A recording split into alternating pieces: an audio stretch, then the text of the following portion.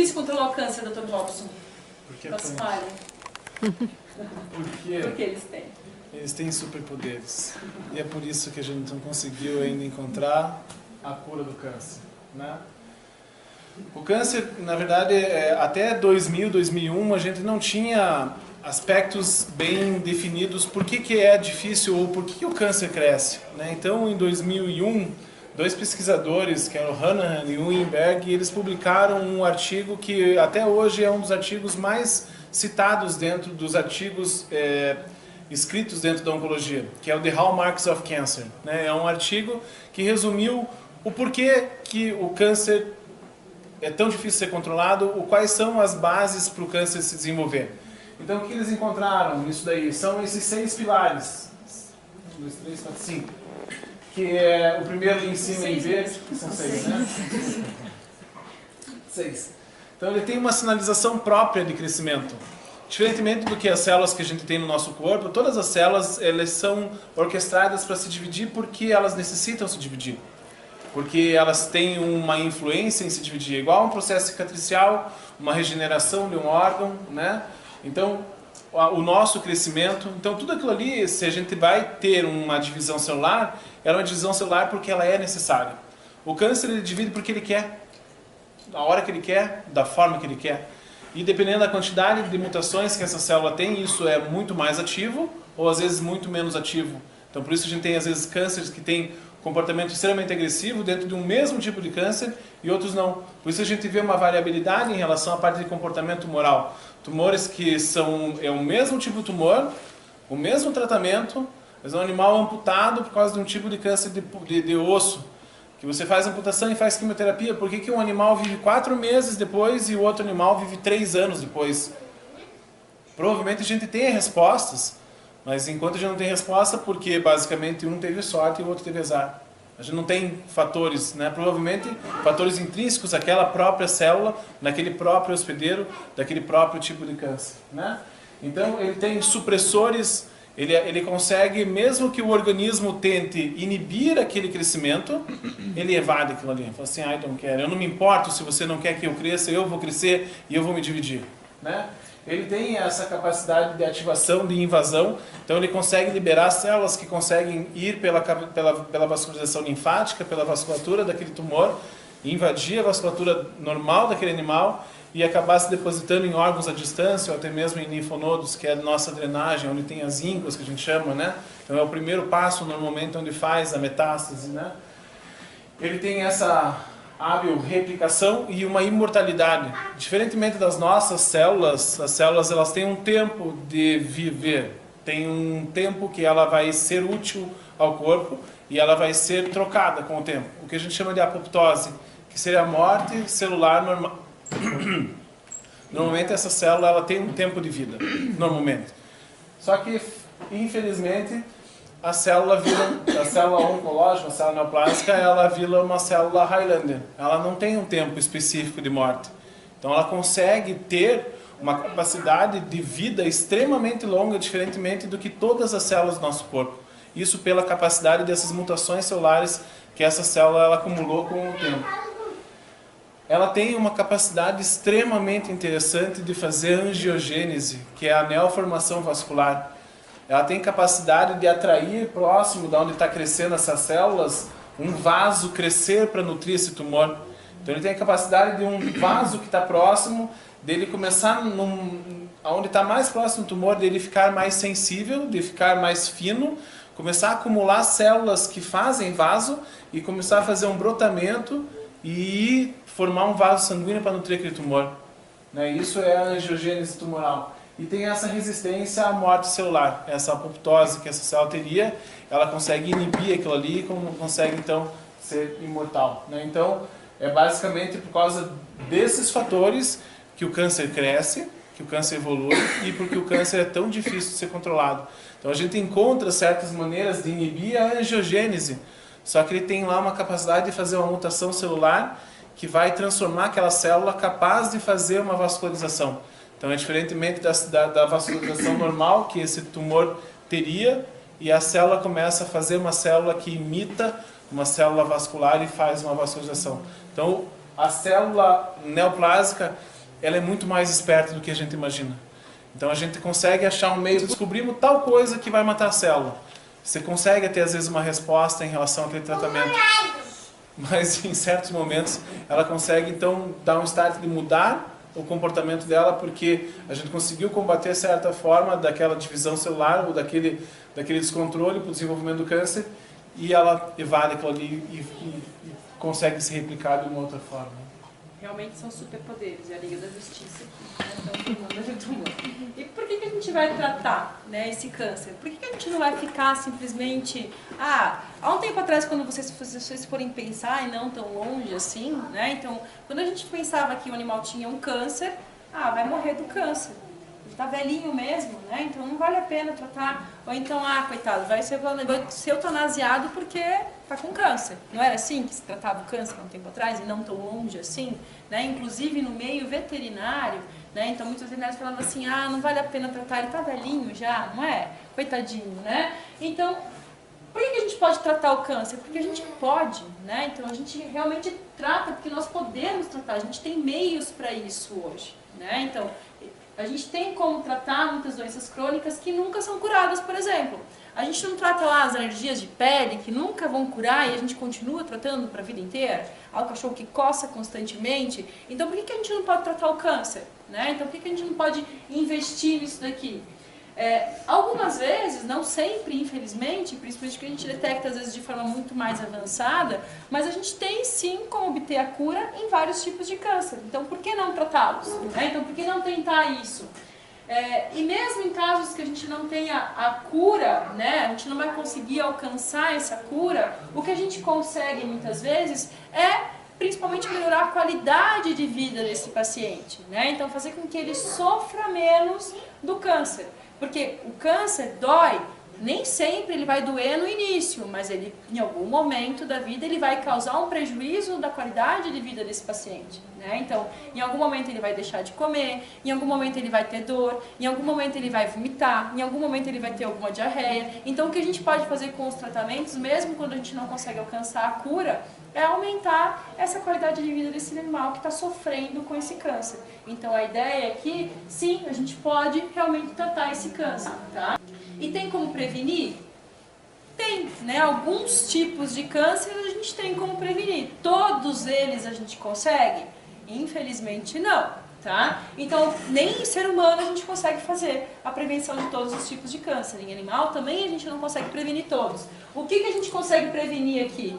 Principalmente os tumores de mama, tá? Então, que são hormônio dependentes, né? Então, o tumor de mama, a gente tem uma relação alta de, toda vez que a gente tem a exposição do hormônio nas mamas, aquilo ali já é um fator iniciador, muitas vezes, tá? E aí aquilo vai predispor em algum momento da vida do cão ou da gata, né? Então, a formação dos tumores. Nas cadelas isso não vale para as gatas, né? Então, mas a gente tem uma diminuição, mas a gente não consegue ter uma correlação tão grande assim de estudo.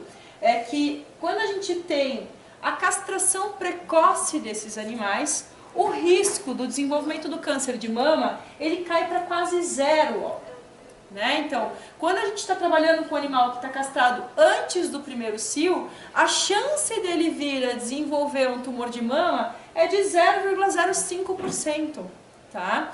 Quando a gente já deixou passar o primeiro cio, que ele já teve a exposição hormonal, aí essa chance sobe para 8%, tá?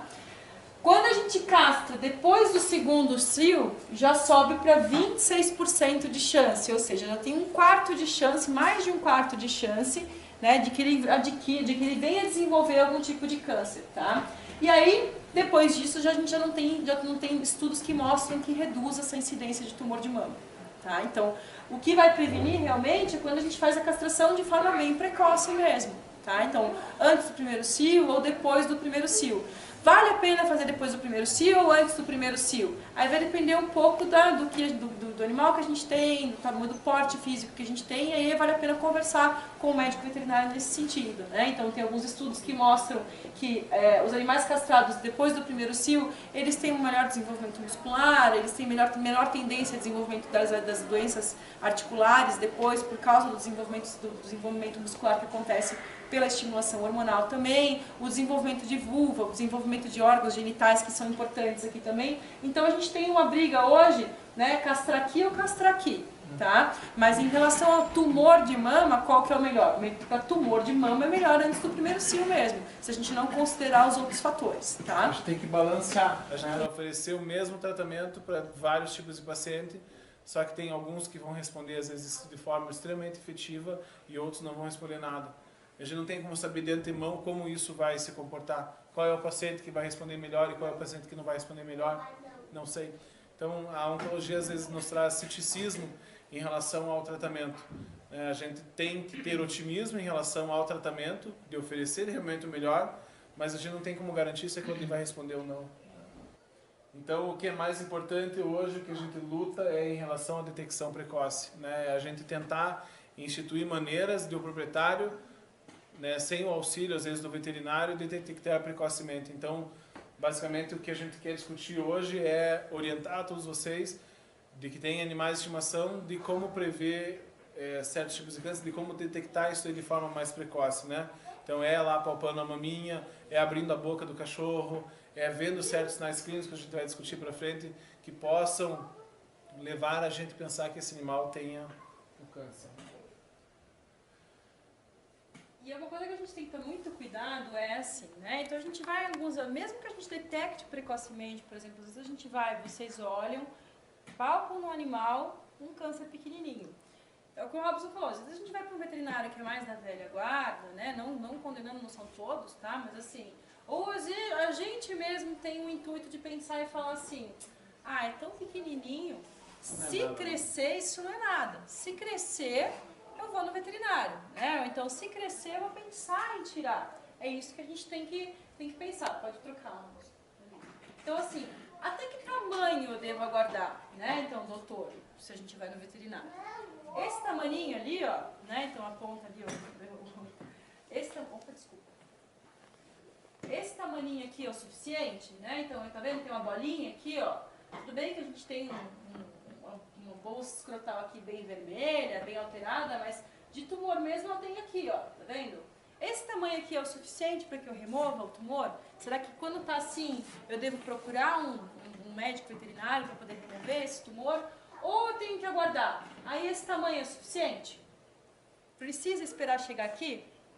Né? Então é isso que a gente tem que pensar. Eu não preciso esperar chegar num tumor, que é um tumor testicular, não é o mesmo animal, óbvio, né? Mas assim, eu não preciso chegar num tumor com essa proporção, ulcerado, com necrose, tá vendo? Já com metástase nos linfonodos aqui, né? Com edema, né? Inchaço, todo o órgão genital inchado, depois a pele inchada aqui, porque eu demorei para chegar no médico veterinário para poder remover isso dali. Então o que tem que ter consciência é que quanto menor, melhor. Então por isso que é a importância da detecção precoce mesmo. Quanto menor eu pegar esse tumor, consegue ser melhor a minha abordagem com esse tumor. Né? Então a chance que eu vou ter de curar esse paciente aumenta em muito. Né? Então a primeira cirurgia sempre é a cirurgia de primeira abordagem de maior chance de cura. Se eu pego um tumor desse tamanho, a cirurgia somente já nunca mais vai ser suficiente para esse tipo de paciente. Tá? Então, o que eu não posso esperar nunca é esperar o tumor crescer.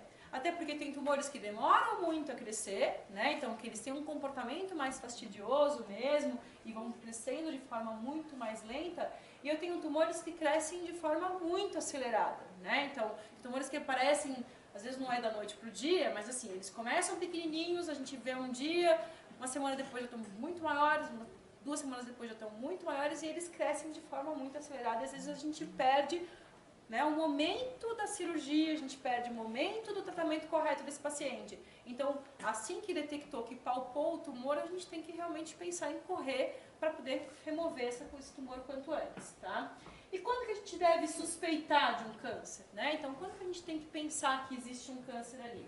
Quando a gente tem alterações que são palpáveis, né, no caso dos tumores cutâneos, né, dos tumores orais, dos tumores do trato geniturinário, então aqueles que a gente palpa nas cadeias mamárias, na vulva, no pênis dos animais. Então, toda vez que eu tiver um aumento de volume, né, um tumor, que é um aumento de volume, eu tenho que pensar que esse animal tem uma possibilidade de ter um câncer. E eu tenho que investigar aí, tá? Quando tem algumas alterações fisiológicas no animal, por exemplo, eu tenho lá o paciente que está vomitando, a gente vai comentar sobre algumas delas ali, e também algumas alterações comportamentais. Então, aquele paciente que da noite para o dia começou a ficar um pouco mais agressivo, ele está mudando o comportamento, ele está um pouco mais apático, ele não está querendo comer, ele sempre comeu e sempre foi bem feliz. Agora ele está ficando cada vez mais quieto, ele não está querendo brincar muito. Esse paciente tem grandes chances de ter um tumor. Tem outras possibilidades, porque aí já não é um sinal tão evidente, né, como a formação numa pele, por exemplo,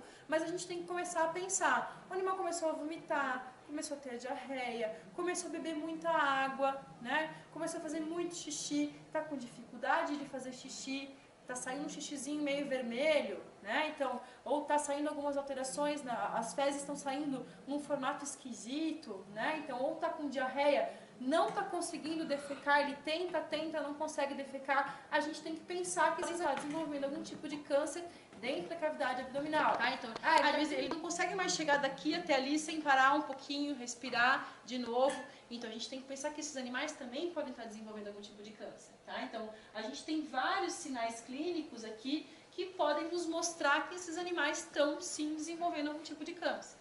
Né? Então, eles têm um aumento dos linfonodos, que é essa linfadenopatia aqui. Né? Então, a gente palpa aqui, ó, nossa, apareceu uma bolinha aqui, outra bolinha aqui. Né? Então, aqui também está aumentado, está inchando a patinha, tá? Então, nódulos cutâneos, lesões de pele característica, né? Então, que são aquelas feridas, por exemplo, as mamas, inchaços anormais, então aqueles edemas anormais que acontecem em algum local, isso pode ser realmente um câncer. Nódulos na cavidade oral, então a gente tem que ter o hábito sim de inspecionar a cavidade oral do animal, né? Então a gente esquece de inspecionar a cavidade oral, né? Então o que a gente tem que fazer? De vez em quando abre a boca deles, né? Então levanta aqui as gengivas, abre a boca, vê se não tem nada na língua, vê se não tem nada nas gengivas, nos dentes, né? Então que isso, de quanto mais precoce a gente detectar, melhor, tá? Perda de peso, né? Então, às vezes, o primeiro sinal clínico que o animal vai apresentar é a perda de peso. Ele começa a emagrecer. Emagrece. Esses dias eu atendi um paciente que ele tinha emagrecido 15 quilos. Tá? Então, tudo bem, ele era um dog alemão. Mas ele perdeu 15 quilos. Né? Então, é um bom emagrecimento para um paciente. Ele tinha um tumor de tireoide. Tá? Não? Mucosas pálidas, né? Ou então aquelas mucosas que são super vermelhas, né? Então, aquela cor de tijolo também pode significar câncer, principalmente câncer sanguíneo, né? Então, as leucemias. Mucosas ictéricas, que são aquelas mucosas amareladas, né? Então, ele tá amarelo, é leptospirose. Não, às vezes pode ser um câncer também, tá? Então, não é só a leptospirose que vai levar a uma mucosa amarelada, né? Então, diarreia, vômito crônico, né? Então, hemorragias nasal, vaginal ou oral, tá? Então, qualquer tipo de hemorragia no animal, ele pode ser um câncer, né? Então, tá saindo um sanguinho pela vulva. Pode ser o cio, né? A gente tem que tomar cuidado para que a gente não confunda, mas pode ser um TVT, por exemplo, né? Ou outro tipo de câncer. Um sangramento nasal, gente, não é normal o cachorro sangrar ou o gato sangrar pelo nariz. Né? Então a gente tem vários, a gente está aumentando ainda essa ocorrência de às vezes alguma detecção de tumores na cavidade nasal também, tá? Distensão abdominal, então de repente começou a ficar com o abdômen inchado, com dor abdominal, ou aquele abdômen bem curvado, né? Então ele está começando a andar com o abdômen bem curvado, assim, com a coluna erguida aqui, isso significa dor no abdômen, tá? Então a gente tem que olhar esses sinais clínicos, né? Não está comendo, tem intolerância ao exercício, não consegue respirar direito, apresenta alguma alteração respiratória, começou a mancar, né? Então, o paciente que nunca mancou, começou a mancar. Essa claudicação, essa manqueira, ela pode significar que tem alguma alteração articular ou alguma alteração óssea, né? Então, algum tipo de câncer ósseo também. Né, alguma alteração de urina, né, então o aumento da quantidade ou dificuldade para poder fazer xixi, ele para fazer xixi, faz a mímica do xixi, mas não sai nada, ou sai algumas gotas só. Né? É só o câncer que faz isso? Não, a gente tem os cálculos também que vão alterar, mas a gente tem que pensar que pode ser um câncer também. Tá? Tem muito câncer de bexiga que provoca esse tipo de sinal clínico. Tá? Tomar muita água, normalmente estão associados com tumores, né, de glândulas endócrinas, tá? convulsão, alteração de comportamento, que são alterações neurológicas, que tem muito a ver com metástases de tumores e também com tumores do próprio, né, sistema nervoso, tá? Dor, tá? Então, alguns pacientes, a primeira coisa que vai aparecer é dor, né? Então, começou a aparecer uma dor no abdômen, começou a aparecer uma dor crônica, você pega nele, ele reclama. Então, isso pode ser um sinal clínico, sim. Espirros crônicos, né? Então, aqueles pacientes que começam a secreção nasal com sangue, né? Então, pode ser apenas uma secreção nasal unilateral, por exemplo. Está saindo sangue, uma secreção né, de catarro só de uma das narinas. Tem que investigar, tá? Tem que investigar para ver se ele não tem ou um tumor, ou pode ser né, algum corpo estranho, pode ser um monte de coisa, mas a gente tem que realmente investigar para ver se ele já não tem um tumor na cavidade nasal ali, tá? Nem sempre o tumor da cavidade nasal vai provocar um sangramento, às vezes ele provoca uma descarga, né, de catarral mesmo nessas narinas, tá?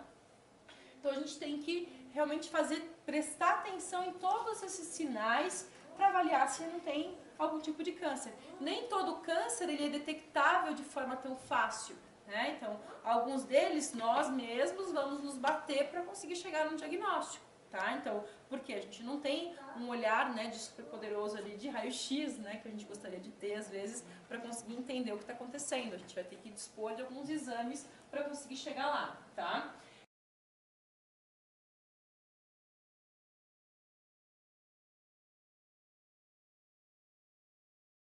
Então, 3 questões importantes aqui que a gente tem que avaliar, né? Primeiro, qual que é o tipo de câncer que o animal tem? A gente não pode pensar em trabalhar com câncer hoje sem saber qual que é o tipo de câncer. Eu vou tá com uma bolinha. Não, bolinha não é nada, né? Então, a bolinha pode ser, inclusive, uma formação benigna, pode ser uma inflamação. Então, a gente tem que avaliar o que é essa bolinha, né? Então, a gente tem que ter um diagnóstico a partir disso. Que a gente vai alcançar por uma biópsia, por exemplo, tá? Aonde que esse tumor está? Que eu estava falando para vocês do estadiamento, que a gente tem que avaliar qual que é o grau de extensão desse tumor. Se esse tumor está restrito só ao primeiro local de ocorrência dele, que pode ser lá o abdômen, pode ser lá no baço, por exemplo, ou se ele avançou do baço para o fígado, do fígado para o coração, né? Para onde que ele migrou? Então eu tenho que conhecer um pouquinho desse tumor. E eu vou conhecer principalmente um pouquinho do tumor por isso daqui, ó, porque eu sei qual que é o tipo de tumor que ele está. Que ele tem, eu conheço mais ou menos qual que é o comportamento dessa neoplasia, tá? Como podemos esperar que ele possa se comportar, né? Então, aí a gente vai ter uma graduação tumoral. Então, a gente tem que classificar esse tumor depois que a gente remove. Então, o tumor nunca, de forma jamais, né? Então, ele pode ser jogado num lixo depois que ele é removido. Tá? Então, o que a gente tem que tentar sempre fazer, o que a gente tem que fazer, não é tentar, isso a gente tem que fazer sempre, é pegar esse tumor e avaliar esse tumor, porque isso vai trazer informações preciosas para o tratamento do animal depois. Tá? Então, que vai depois levar a terapia que são possíveis, a gente sabe disso graduando um tumor, sabendo quem que é, dando nome e sobrenome para essa neoplasia depois. Tá? Então, é muito importante avaliar. Após tirar a cadeia mamária, né, vamos supor assim, que essa caixinha que ela está cheia, dado feito a quimioterapia ou não?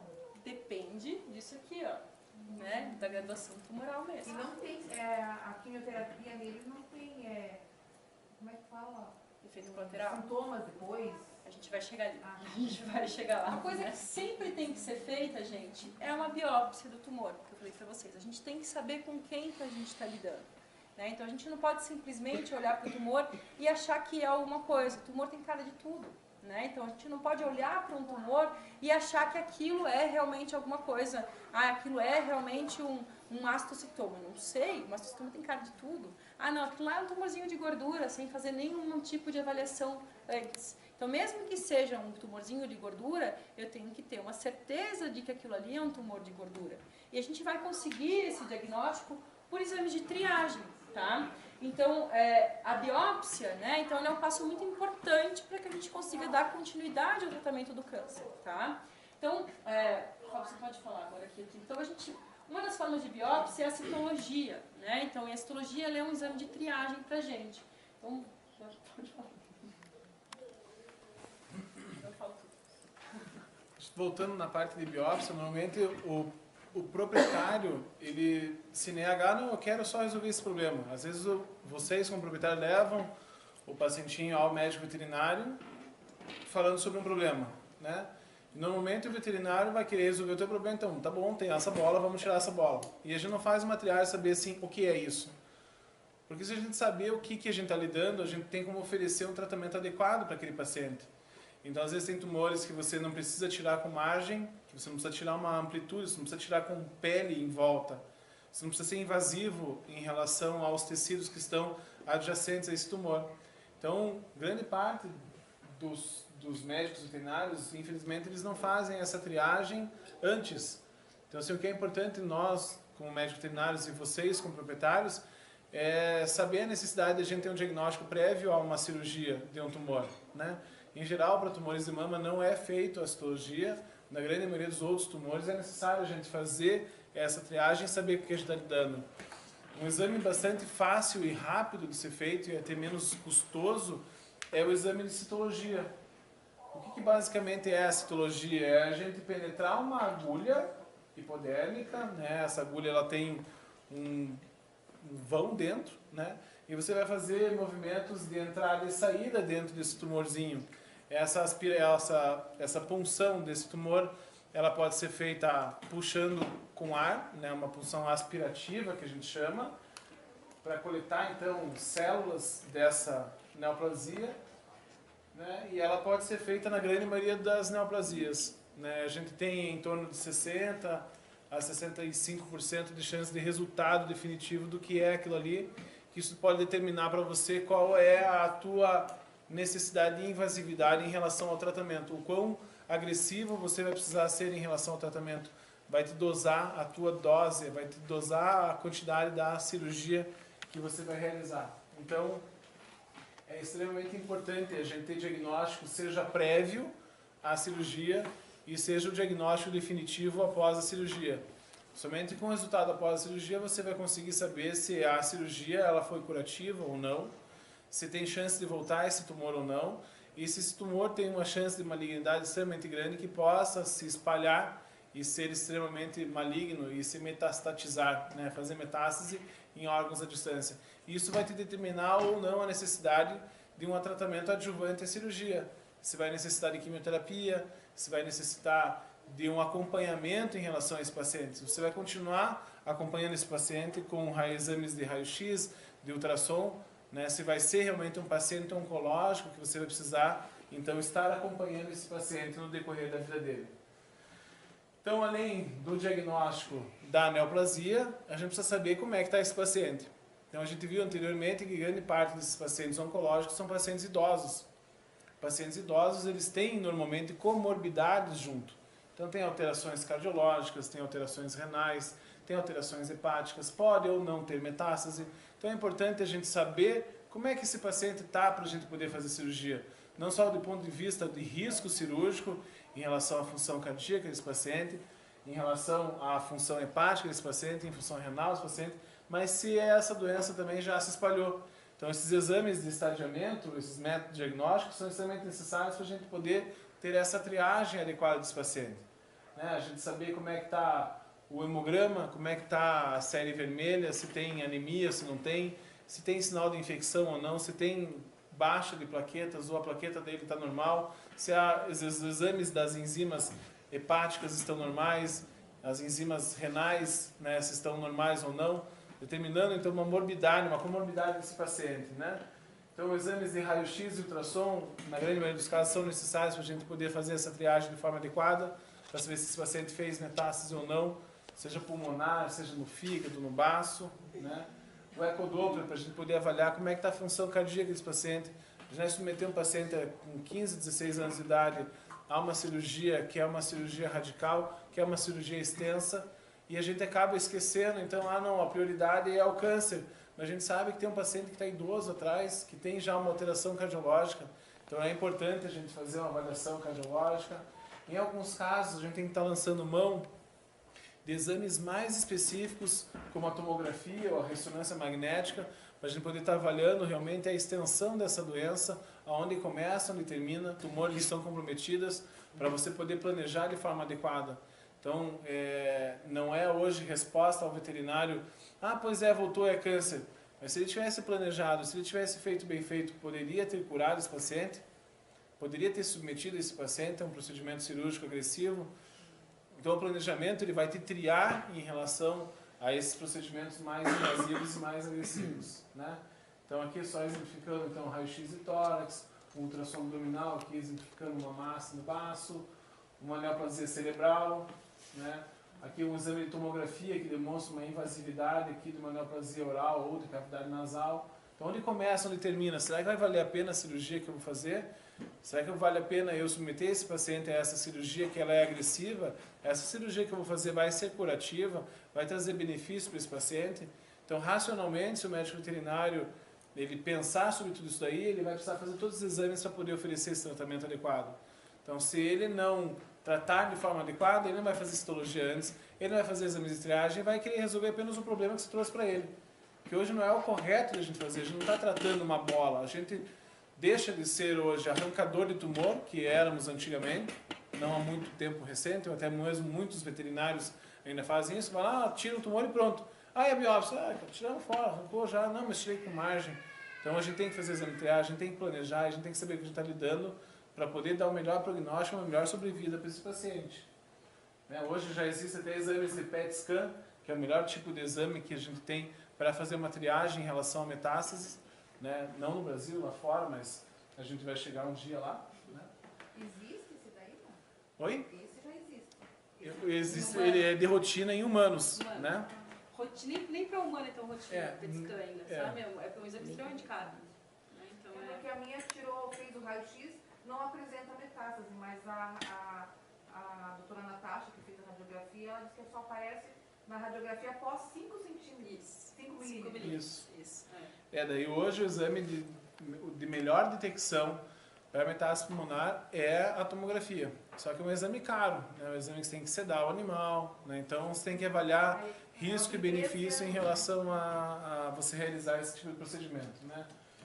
Então, com relação ao tratamento, a gente já falou um pouquinho antes, né, com relação à intenção do veterinário, né, o quanto ele está informado, o quanto ele está instruído, o quanto ele está com a intenção de oferecer e de prover o melhor para aquele paciente, né. Se a gente tem um proprietário que está esclarecido sobre tudo isso daí, que está orientado em relação a esses riscos, né, e o paciente. Então, é um tratamento multimodal. Não adianta a gente pensar somente no que o animal tem e querer resolver o problema. Tem uma família por trás que tem sentimentos, que tem experiências, às vezes com o câncer, né, e que precisa ser informado para poder tomar a melhor decisão para o paciente. Né? Então muita gente fala assim, não, mas ele já é velhinho. Né? Tem muito animal idoso que é melhor, que está mais saudável do que um animal mais jovem. Né? Quantas pessoas mais idosas que se cuidam, que têm uma alimentação regrada, que praticam exercício de forma regular, não estão muito mais saudáveis do que pessoas com 50, 60 anos de idade. Quantas pessoas de 70, 80 anos de idade não estão mais saudáveis? Então a gente sempre fala que a idade ela é apenas uma condição, não é uma doença. Não é uma doença você ser idoso, né? É uma condição que você tem. Só que basta você ter cuidados em relação à alimentação, em relação a exercícios que vão te dar uma melhor condição em relação à idade que você tem. Então, quais são os princípios do tratamento do câncer em animais de estimação? A oncologia veterinária ela evoluiu muito nos últimos 20 anos. E o foco maior que a gente lutou pela oncologia veterinária é um tratamento de compaixão. É oferecer algo àquele paciente que ele tenha chance extremamente grande de ter benefício daquilo ali. Né? A gente não quer trazer um mal para o animal. 90% dos pacientes, dos proprietários que sentam na mesa, numa consulta, a frase que eu mais ouço é: doutor, eu não quero que ele sofra. Nem eu. Se eu fizer ele sofrer, você não vai ter o apreço do meu tratamento e você não vai continuar o tratamento. Então a grande luta que a gente tem dentro da oncologia veterinária é a qualidade de vida. Mesmo que a gente não venha curar, pelo menos dar qualidade de vida. Mesmo que a gente não venha trazer um tratamento agressivo, pelo menos dar uma boa qualidade de vida. E a gente sempre cita que muitos dos medos que a gente tem em relação ao câncer, a má interpretação, o estigma em relação à doença, né, eles estão errados dentro da oncologia veterinária. Porque normalmente a gente assimila o que a gente tem do estigma da doença em humanos. A gente sempre associa, o que a Thaís já falou no começo, a gente associa câncer com morte. É difícil a gente conseguir associar tratamento do câncer com qualidade de vida. e é o que na grande maioria dos pacientes a gente observa. A grande maioria dos pacientes, dentro de um tratamento oncológico, eles acabam ganhando até peso, porque o proprietário acaba tendo um aumento do zelo desse animal, um aumento do cuidado em relação ao fornecimento da alimentação, do cuidado desse paciente, ele acaba ganhando peso durante o tratamento, né? Então, muitas das vezes, todos esses mitos, né, eles trazem consequências devastadoras que levam a um atraso na decisão desse tratamento, né? Então, de ter essa negação e acabam não levando ao tratamento adequado, né? Qual é o foco do tratamento? Então, a gente sentando com o proprietário e tendo todo esse esclarecimento, a gente vai pegar e vai determinar qual vai ser a intenção do tratamento, quais as possibilidades que a gente tem em relação àquele tratamento, quais são os riscos que a gente tem em relação àquele procedimento cirúrgico ou ao tratamento quimioterápico, quais são as possibilidades que a gente tem. Hoje em dia a gente tem muita literatura que nos ampara em relação a esses tratamentos. Então a gente tem vários testes clínicos realizados, vários trabalhos que foram publicados com quase todos os tipos de câncer. Então a gente tem como se basear. Para esse tipo de câncer, em geral, ele se comporta dessa forma, porque aqui a gente pegou uma série de 60 pacientes, de 90 pacientes, de 200 pacientes, que foram feitos esses tratamentos e esses pacientes se comportaram dessa forma. Então a gente tem como se amparar em relação à resposta ao tratamento, para poder oferecer esse foco do tratamento ao proprietário, né? Quais são as expectativas da família? O que o proprietário está buscando em relação ao tratamento? O proprietário que tem uma alegação, que não quer tratar, às vezes passou por experiências passadas onde algum familiar próximo morreu de câncer e ele não quer ver o animal que ele ama passar pela mesma coisa que um ente querido passou. Então você ajudar a desmistificar e ajudar a mostrar para o proprietário quais são as intenções para trazer realmente uma expectativa adequada para essa família, né?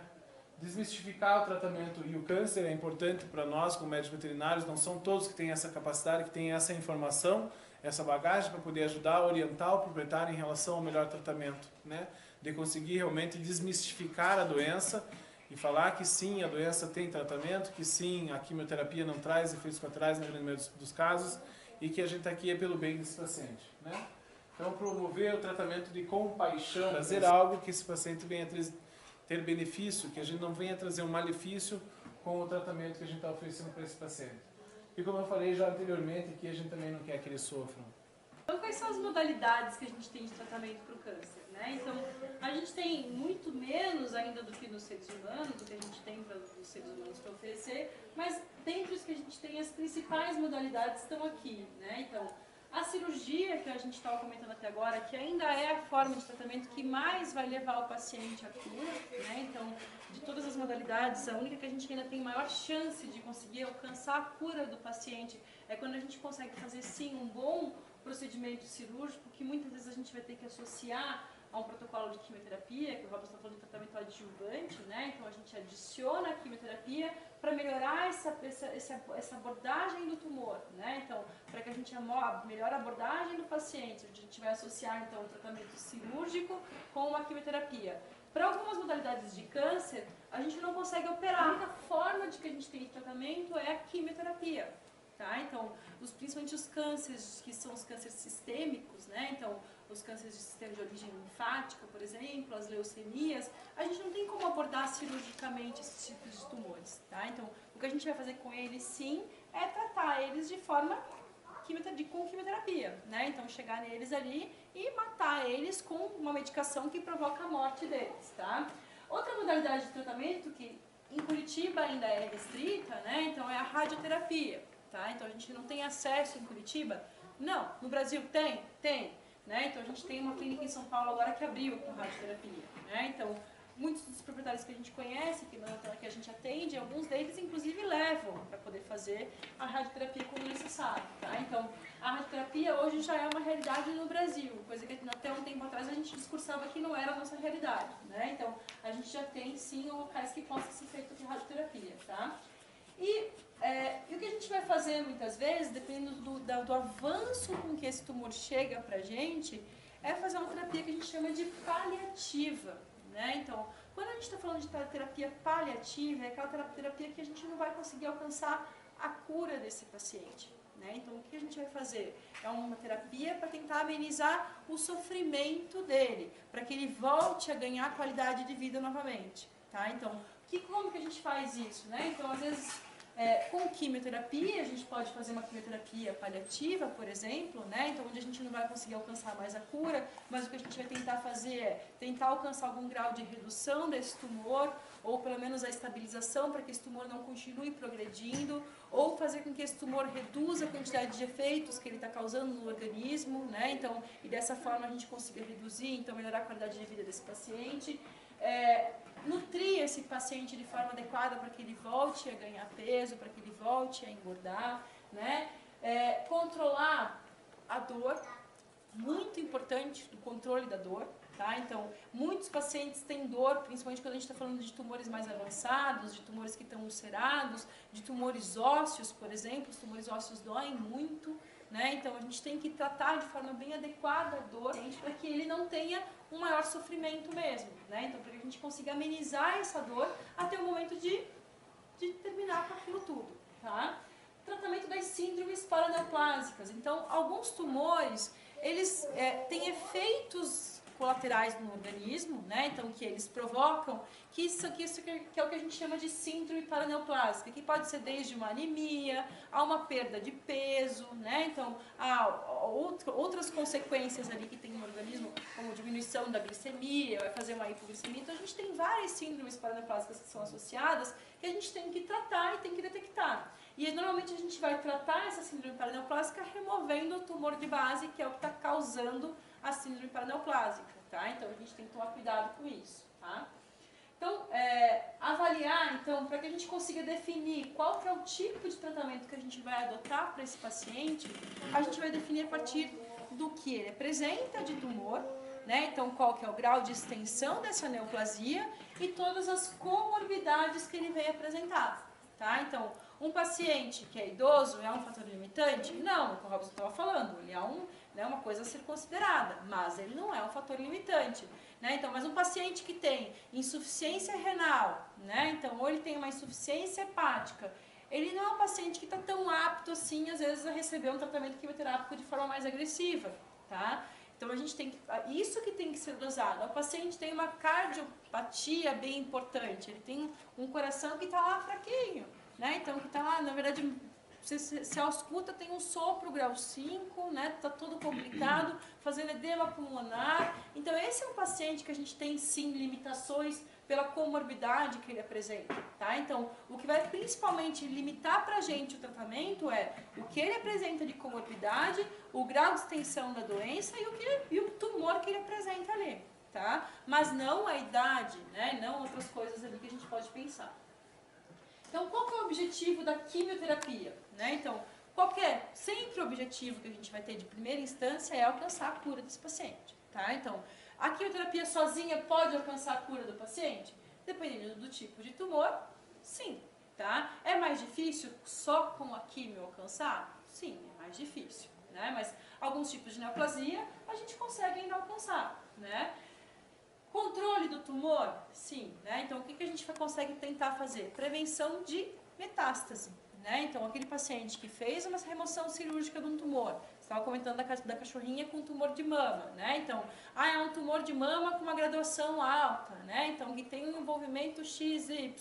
Aí a gente vai pensar, vai indicar, às vezes, uma quimioterapia para que a gente não consiga alcançar, de repente, um controle tumoral, para evitar que esse tumor se espalhe, né? Então, aí a gente vai trabalhar com a quimioterapia. Prevenção das possíveis metástases ali, né? Então, que a gente não tenha, para evitar que esse tumor saia dali, vai implantar lá no pulmão, vai implantar no linfonodo. Para tentar fazer esse tipo de prevenção, a gente vai adotar, muitas vezes, vai indicar quimioterapia para o paciente, tá? E paliação de sintomas, né? Então, naqueles casos de tumores inoperáveis, né, daqueles casos de tumores que a gente não tem muito o que fazer, a gente vai indicar quimioterapia, não tem muito o que fazer cirurgicamente, tá? Então, mas a gente vai indicar quimioterapia para que a gente consiga dar, sim, ganhar qualidade de vida para esse paciente, tá? Então, a gente tem que ter muito cuidado em relação à quimioterapia para que a gente não estigmatize a quimioterapia, tá? Em relação ao tratamento do câncer em humanos versus, né, em animais, por que a gente tem que tomar cuidado para não estigmatizar a quimioterapia, tá? Porque, por exemplo, nós utilizamos uma média de 50% da dose que a gente utiliza para seres humanos, ou seja, a dose os animais, ela é muito menor do que a dose que a gente emprega para seres humanos, tá?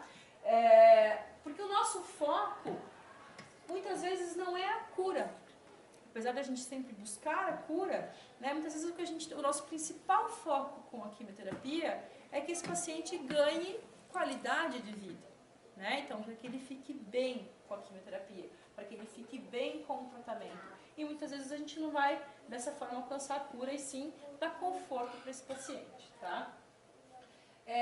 A gente, na verdade, né, teoricamente, a gente não tem uma aceitação tão grande dentro da medicina veterinária para os pacientes que ficam passando mal com a quimioterapia. Normalmente, o que acontece? Quando o paciente começa a passar mal, tem grandes efeitos colaterais com os quimioterápicos, os proprietários abandonam o tratamento. Né? Então, porque ninguém quer ver o seu animal sofrendo, que é a primeira frase que a gente normalmente escuta. A segunda é, vai cair o pelo. Né? Então, a pergunta vai cair o pelo. Então, mas a primeira frase que normalmente a gente escuta dos proprietários é, eu não quero que o meu animal sofra. Eu não quero fazer quimioterapia porque eu não quero que o meu animal sofra. Né? Então, o que a gente tem que entender? Que eles não vão sofrer com a quimioterapia. Primeiro que eles não têm um fator psicológico envolvido, né? Então de saber que eles estão sendo submetidos a uma quimioterapia, e isso vai facilitar, na verdade, a nossa abordagem em relação a isso, né? A gente usa doses realmente menores do que a gente utiliza para seres humanos, e os nossos pacientes normalmente não têm que ficar internados para poder fazer quimioterapia.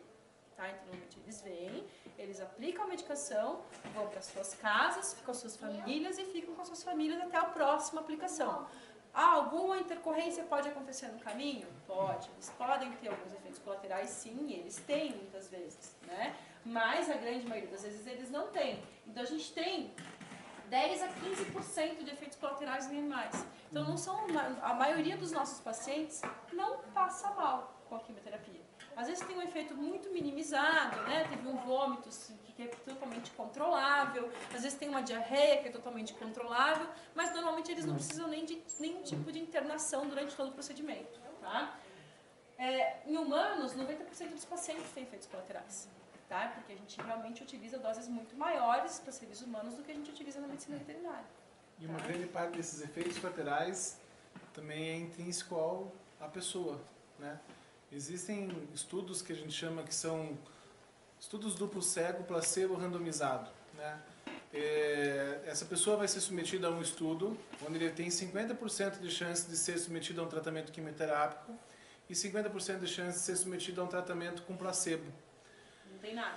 O grupo placebo, que vai para o hospital, pega a veia, tira sangue, canula, faz uma medicação, né, soro na veia.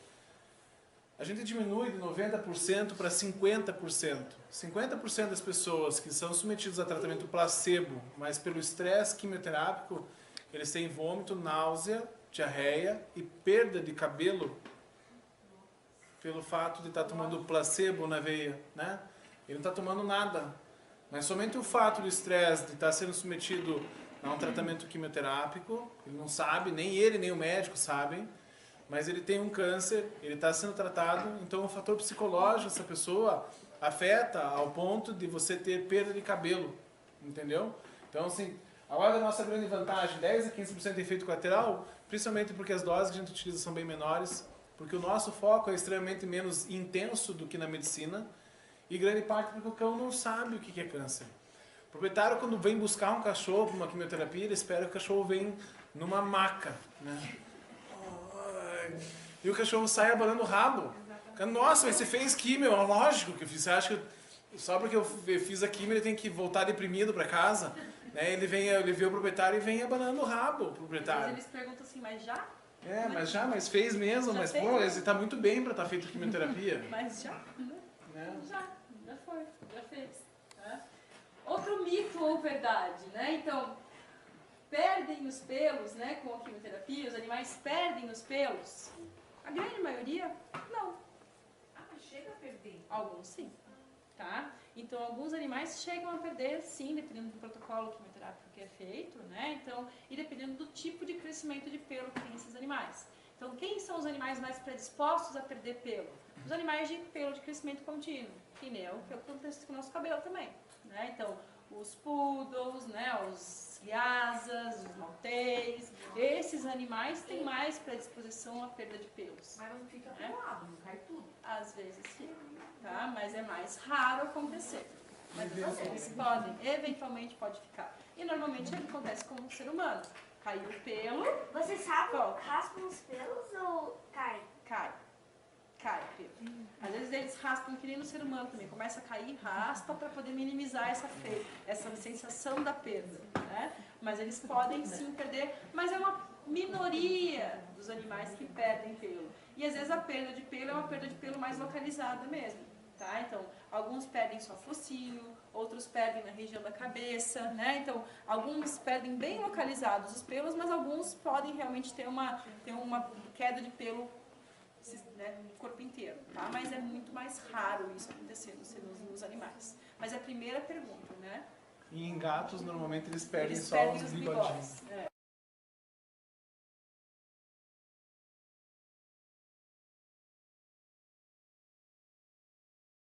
E é uma pergunta que a gente sempre escuta, né? Então toda vez que a gente vai começar um tratamento com o animal é quanto tempo ele vai viver? A gente não tem uma bola de cristal, né? E eu sou bem criticista em relação a alguns médicos oncologistas que eles dão um tempo, assim, você tem 1 ano de sobrevida, você tem 1 mês de sobrevida, né? E quantas histórias você não ouviu ou não ouviram já que o cara foi até o médico, tratou um câncer e o médico falou que ele ia ter 1 mês de sobrevida e tá lá o cara anos vivo, né? Então, assim, eventualidades acontecem. Então, assim, eu sempre procuro falar em probabilidades. Eu não tenho uma bola de cristal para poder prever quanto tempo ele vai viver com esse tratamento, com aquele tratamento, em quanto tempo isso vai piorar. Então, assim, tem uma probabilidade bastante grande que isso seja breve, seja em poucas semanas, ou poucos meses, ou alguns meses, ou poucos anos. Mas eu não posso garantir para você que isso seja extremamente breve ou que isso demore anos para acontecer. Ele pode ser que ele viva 3 meses, 5 meses, 10 meses, 1 ano, 3 anos. Ninguém sabe. Dependendo do tipo do tumor, a gente sabe que isso talvez seja mais breve. E dependendo do tipo do tumor, a gente sabe que possa ser mais longo esse período de tempo. Mas é extremamente determinante do fato de sorte ou azar desse paciente, de viver mais ou menos, né? A gente não sabe. Além da sorte e o azar, também tem o fator de qual que é o grau de invasão que você pegou esse tumor também, né? Sim. Então, se a gente pega um tumor precoce, que a gente está falando aqui para vocês, né, para nos ajudar nessa empreitada de conseguir detectar esses tumores de forma mais precoce possível, porque é nesse momento que a gente consegue sim aumentar muito a expectativa de vida desses pacientes. Se a gente pega um tumor já com metástase, avançado, ulcerado, com necrose, né? Então, de uma forma muito mais avançada, a chance desse paciente ter uma vida muito mais breve, ela aumenta muito, né? Então, por isso que é importante a detecção precoce, tá? Em algum momento, né, pode ser que a gente perca para esse tumor, né? E aí a gente vai ter que pensar que em algum momento a gente vai ter que dizer adeus, tá? Alguns, inclusive colegas me perguntam assim, como é que você consegue trabalhar com isso, né? Então, muitos dos seus pacientes morrem. É difícil, né? Mas a gente tem que aprender a lidar com isso, né? Então, a perda, né, faz parte desse processo. A gente, quando é veterinário, a gente tem que aprender a lidar com essa perda também. E pra gente isso às vezes é uma rotina, né? Então, e vocês como proprietários, a gente também tem que entender que em algum momento a gente também vai ter que dizer adeus, né? Então, se não for do tumor, vai ser de algum outro motivo, né? E infelizmente eles têm uma expectativa de vida muito menor do que a nossa, né? E é nesse momento que a gente vai ter que pensar em qual que é o momento que a gente tem que parar com aquilo tudo, né? Então, o que a gente sempre procura é jogar isso quanto para frente possível, melhor, né? Para que a gente consiga conviver mais tempo com eles, né? Então, muitos proprietários falam assim, mas por que eles não vivem 50 anos, né? Então, por que eles não vivem muito mais tempo? Também gostaria que eles vivessem muito mais tempo, né? Então, a gente como proprietário, a gente como médico veterinário, a gente também gostaria que os animais vivessem muito mais, mas infelizmente essa não é a realidade deles, né? Então, em algum momento a gente vai ter que dizer adeus. Né, e vai ter que dizer adeus porque muitas vezes eles vão estar com um câncer que venceu, né? Então, o câncer venceu, a gente perdeu a luta e no momento que a gente perde a luta, a gente vai ter que dosar. Agora é o momento da gente indicar uma eutanásia né, da gente aceitar o fato de que abreviar o sofrimento dele pode ser melhor, ou eu vou levar isso até o fim, né? Então eu vou acompanhar o sofrimento até o fim. Então a gente vai ter que pensar. A gente vai ter um monte de questão aqui que é uma questão religiosa, que são questões, na verdade, de crenças, né, que são importantes, mas a gente tem que pensar que, como a gente tem a possibilidade também de abreviar esse sofrimento, isso pode ser sim uma alternativa. Né? Então, eu também já fui proprietária de paciente com câncer e no momento eu sou proprietária de paciente com câncer. Tá? Então, talvez, né, um tumor pelo menos, ainda não sei se é um câncer. Mas assim, em algum momento, né, então eu já passei pela necessidade de ter que dizer adeus. Difícil, é muito difícil. É muito difícil para a gente indicar para vocês, e a gente em algum momento vai dizer assim, talvez agora seja a hora de dizer adeus. Né? Então, mas a escolha sempre vem de vocês. O momento certo dessa escolha vai vir do proprietário que convive com o animal. Né? Porque nós, médicos veterinários, a gente tem um momento, a gente atende eles naquele momento. A gente está acompanhando por muitos anos, muitas vezes, mas a gente tem sempre os encontros nossos que são momentâneos. Mas a gente talvez chegue no momento que a gente vai ter que falar, olha, agora chega. Né? Então, agora eu não vou te deixar mais sofrendo nessa condição que você está. Então eu vou abreviar o teu sofrimento. Mas seria se você tiver dor, né? Só no caso de dor. No caso de dor, no caso de um tumor muito, né, que não tem mais um controle, né, que o animal apresente realmente um sofrimento, está emagrecendo muito, não consegue mais comer, não consegue mais mensura, urinar. né, várias coisas. A gente vai mensurar. A gente tem Eu sou bastante contra. Eu tenho um pensamento assim, eu acho que o amor não pode ser egoísta. A partir do momento que não tem uma qualidade de vida... Então, esse que é o ponto, né? Então, claro que esse ponto tem crenças, né? Então a gente tem que entender que, como médico veterinário, que tem proprietários que nunca vão chegar no momento de dizer eu quero eutanasiar esse paciente. É individual, né? É individual. O proprietário sempre se questiona, mas quando que eu vou saber a hora? Normalmente a gente fala assim, o animal vai dar sinais para você que você vai perceber que não é mais digno aquele animal que a gente viu durante 10, 12, 15 anos, aquele amor intenso que a gente teve, você continuar vendo ele daquele jeito. Né? Às vezes tem pessoas por questões ideológicas, acreditam, não, eu não vou fazer eutanásia no meu animal porque eu não quero. Né?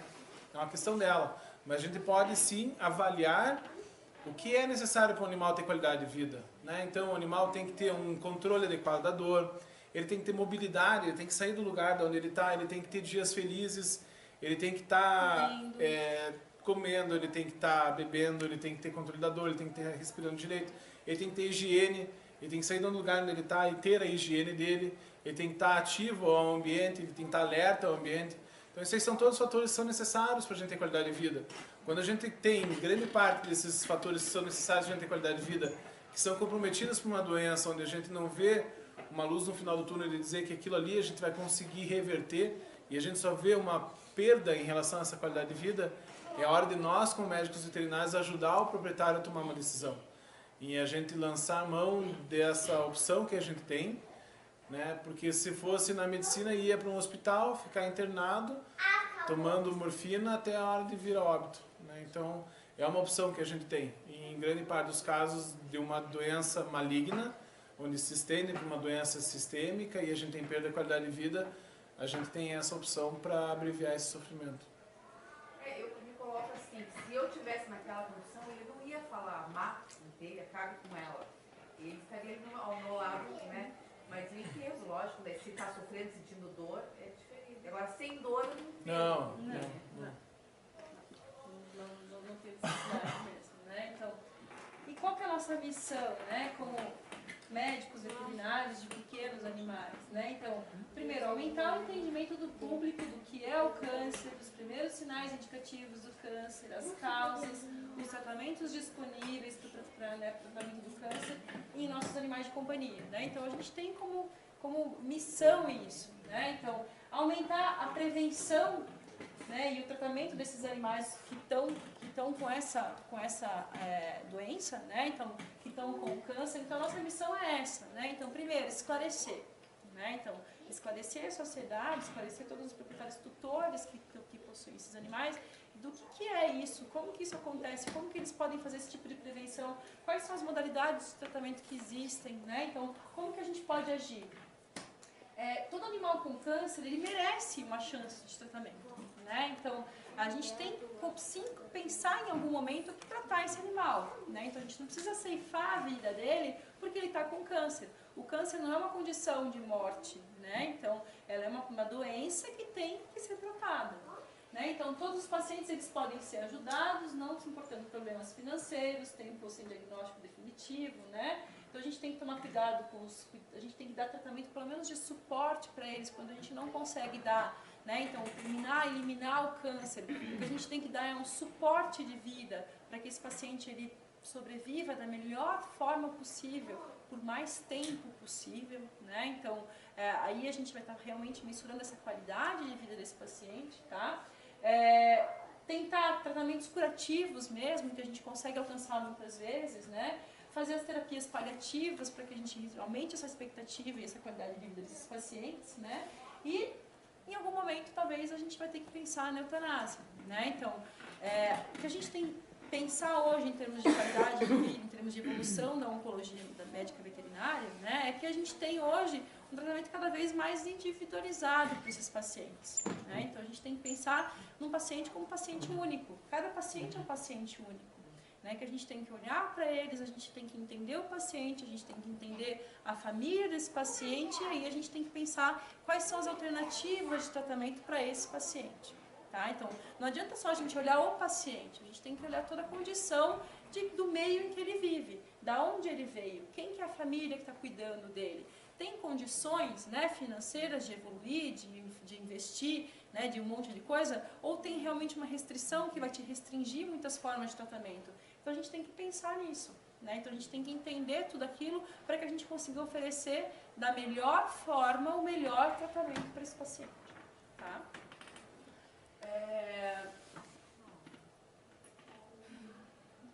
Dúvidas, pessoal? Eu sei que é meio triste sempre.